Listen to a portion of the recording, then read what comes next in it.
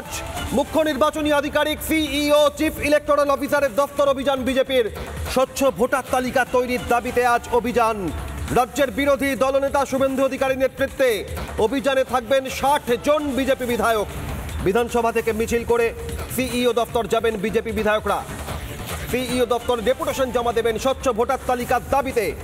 এই মুহূর্তে আমরা 2002-এর পর থেকে আমরা দেখতে পাচ্ছি যেখানে ভারত সরকার তার যে পরিকাঠামো এবং গণতন্ত্র প্রতিষ্ঠাতার লক্ষ্যে যে আইন তৈরি করা হয়েছে প্রতি 10 বছর ছাড়া ছাড়া এসআইআর করতে হবে, অর্থাৎ এখানে ভুতুড়ে ভোটার, মৃত ভোটার, ট্রান্সফার ভোটার এবং যেগুলো সমস্ত অন্যান্য দেশ থেকে এখানে এসে আশ্রয় গেড়েছে। ভারতবর্ষ তো কোনো ধর্মশালা নয়, সেই ধর্মশালাতে যারা যারা খাদ্য থেকে শুরু করে ভারত সরকারের ভারতবর্ষের জনগণের ট্যাক্সের টাকা যারা ভাগ বসাচ্ছে তাদেরকে বিতাড়িত করতে হবে। এই এসআর প্রক্রিয়া তার মধ্যে একটা হচ্ছে মাধ্যম।